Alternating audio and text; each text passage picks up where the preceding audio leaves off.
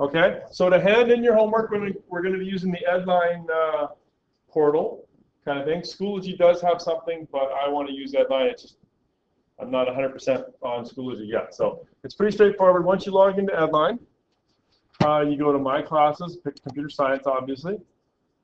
Okay, you're going to go to Assignments. Okay, and you're only going to see one, hand in one scratch.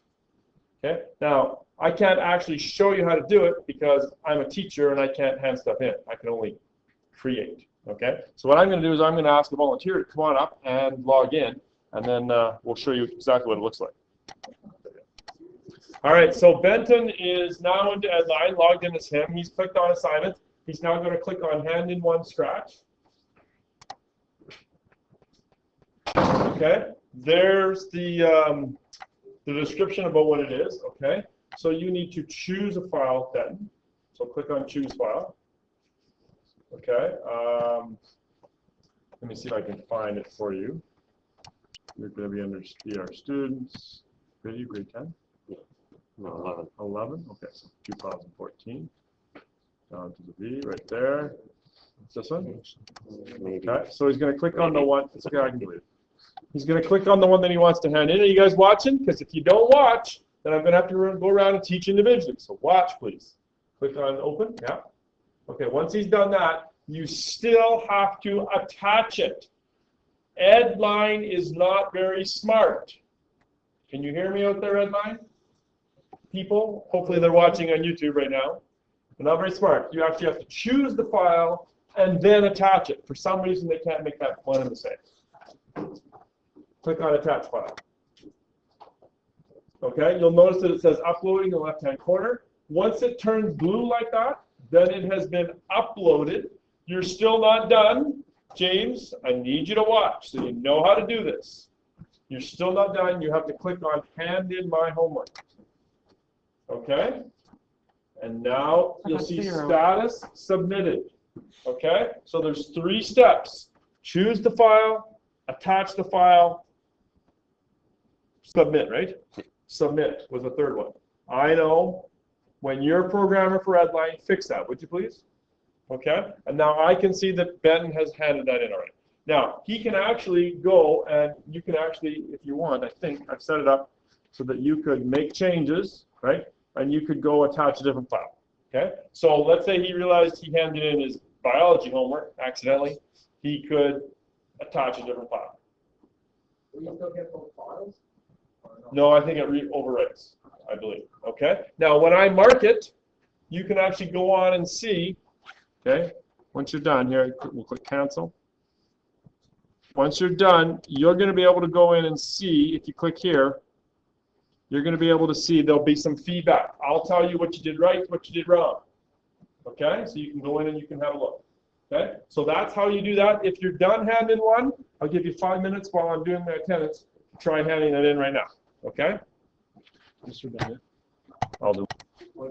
Okay, so for those of you that were here yesterday, we talked about algorithms, right? We talked about, yes, if I could please, attention, attention please, attention Kmart shoppers. Yes, Quinn, what can I do for you? I need calculus on. Okay. Okay, I'll come by in a bit, okay? I would like to, just given the fact that it's now 3 o'clock, okay? If I could, move on a little bit here. So yesterday we talked about algorithms, we talked about the peanut butter and jelly sandwich. I'm just gonna sort of, you know, move on. Is that okay? As much as we wanted to make peanut butter and jelly sandwiches, right? Maybe someday we'll do that for fun. But what I would like to do is I would like to move to lesson number 5. You have lesson number 5 in front of you. Okay, yes you do. Lesson number 5 is short.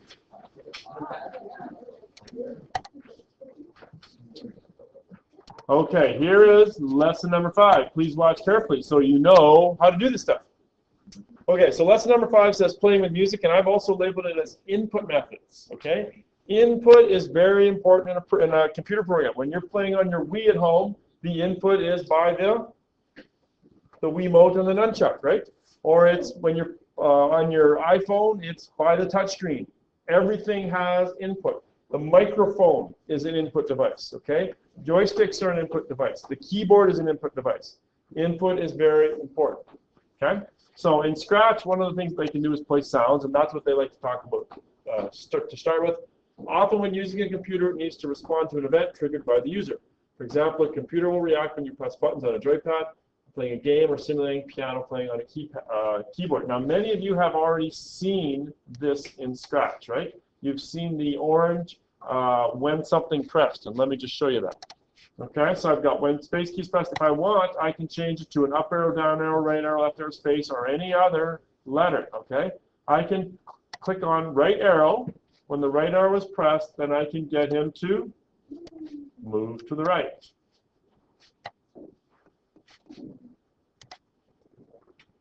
Like so. Okay, and obviously left arrow would move minus 10 steps, right? And you would just set up another little script for that. When the left arrow is pressed, move minus 10 steps, right? Yay. Pac-Man is just around the corner, isn't it? It wasn't a very good Pac-Man. Pardon me? It wasn't a very good Pac-Man, I kind of. No, I'm sorry about that, yeah. If you Okay. can go to the next level, you just stop moving. So basically, that's all I really need to show you. You can also, one of the other things you can do is you can play sound. So I'm going to put one more in here. And I'm going to put when the space key is pressed, then I'm going to play a sound. Okay, so now I can go left, I can go right, or I can, okay?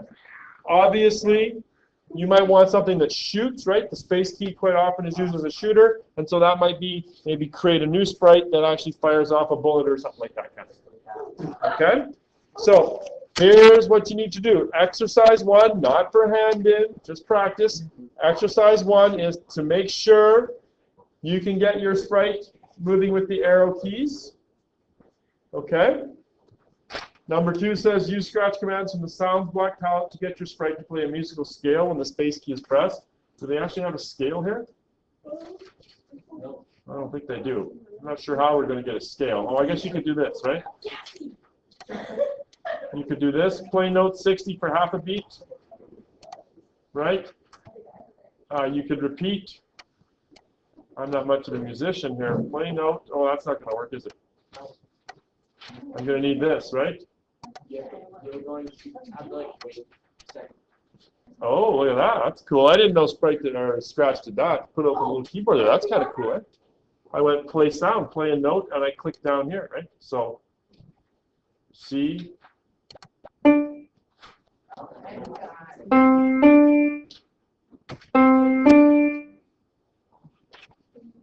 Okay, so you can play around with that. That's going to be a lot of fun in class to listen to, right? And then number 3 is create your own band using Scratch. Use sound commands to make music of band.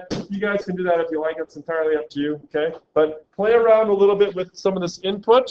I have hand in number 2 as well, which is a modification of the one that you just did. And I think I might have to run it off. I'm not sure if I have it done or not, okay? So play around with input. Play around with left, right, up, and down arrows. Play around with sound. If you could, maybe turn the sound down a little bit. If you have earbuds with you, yeah, please, just so that we don't all go completely crazy. Okay?